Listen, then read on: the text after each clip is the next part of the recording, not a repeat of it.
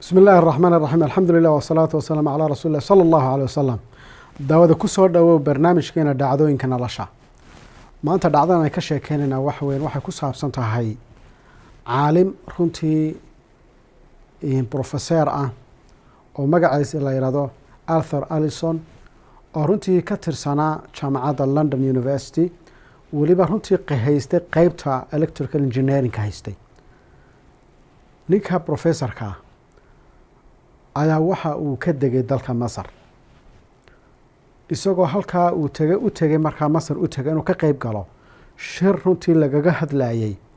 in i'jaaz al-ilmi fi al-Qur'an quraanka iyo runtii culumta casriga ah in siday muxuu ahaayay isu waafaqsan yihiin ama runtii waxyaalo badan oo culumta casriga maanta ay ka hadlayaan inuu quraanka u sheegay professorkaasi wuxuu ka qayb galay shirkaasi isagoo paper ku lahaa research uu soo diyaariyay buu ka jeedinay researchkii markii uu jeediyay ayaa haddana waxa uu dhageystay researchadii ay soo jeediyaan dadkii ka soo qayb galay shirkaasi aad buu u la dhacay isagoo oo runtii researchadan oo dhan waxay ka waramayeen sayniska quraanka markaasaa researchadii lagu soo bandhigay oo runtii research cilmi ahaa oo isla mar ahaantaana tilmaamay quraanku inuu waxyaalo badan oo cilmi ah oo saynis uu ka hadlay ayuu aad u la dhacay runtii wuxuu yaqiinsaday islaamku inuu diinta xaqa yahay taasi waxay ku keentay intuu shirka ku jiray inuu runtii aad u dhageysto dadkan paperska jeedinaya inuu runtii su'aalo badan weydiiyo dadkii goobta fadhiyo oo wax alla wixii islaamka ku saabsan uu su'aalo ka weydiiyo maalintii u dambeysay shirku markuu soo xidhmaayo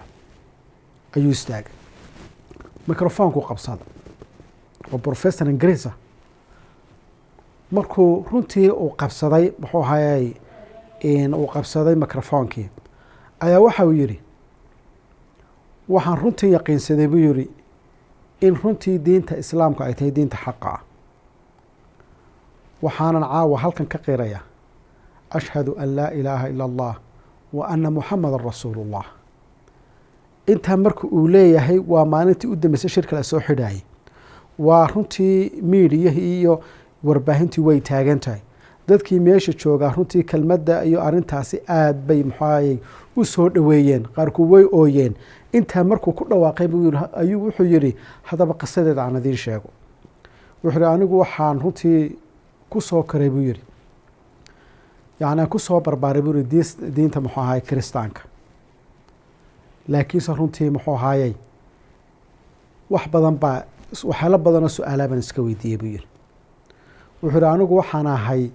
jamciyadda daraasaadka cilmiga nafta ku saabsan ayaan muddo dheer aanu madax ka ahaa wuxuu baadhitaano badan ayaan sameeyay baadhitaano badan baan ku sameeyay caqaa'ida haday noqoto caqaa'ida kiristaanka iyo kuwa kalaba iyo islaamkaba badan baan ku sameeyay buu yiri wuxuu waxa ay cadaatay buu yiri diinta islaamka iyo fitradu inay isleeyihiin buu yiri fitrada bini aadamku qaabku u sameeyay siduu yahay iyo islaamku inay isleeyihiin oo isla jaan qaadayaan ayaa cadaatay waxa ay cadaatay buu yiri in islaamka iyo aqligu iswaafaqsan yihiin waxa ay cadaatay buu yiri culumtan casriga sayniska ah inay runtii wax badan oo kamida quraanku mar hore sii sheegay 14 sano qarni ka hor uu sii sheegay ay cadaatay biyir waxay cadaatay biyir waxaalaha sayniska imka aanu ogaanay ee haddana quraanku uu sheegay 14 sano ka hor inaan suurtagal noqonayn hadaanu Muhammad rasuulka ilaahay ahayn kitaabka quraankana xaq ilaahay aanu ka iman sidaa darteed biyir waan islaamay waxaana qiray ilaahay subhanahu wa ta'ala inuu xaq yahay محمدنا ورسولك ياه حتى وحي كدن بينه وحن أهل يا بيوري سيدان دينتا وفافين لها ونصمين لها مركز كشقايا علومة الساينسك يخرمتي قرآنك انت سوكسو قبقبية كلان كيسي سيدا سانو رنتي محوهاي ومحوكو إسلامي دعضادا أما قصدا وحكا لما شيكيس وحي رنتي تلماميسا مركز أو قفكو ورنتي وبرتو علومة الساينسك hadduu markaa si sax u barto culumta sayniska ee xaqiiqada ku qontanta ee aan muranka lahayn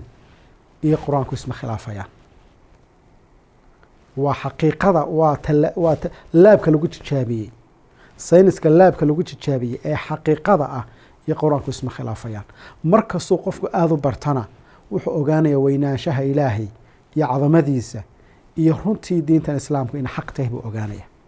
intaasin kusoo koobaynaa. wasalaamu calaykum waraxmat ullaahi wabarakaatu.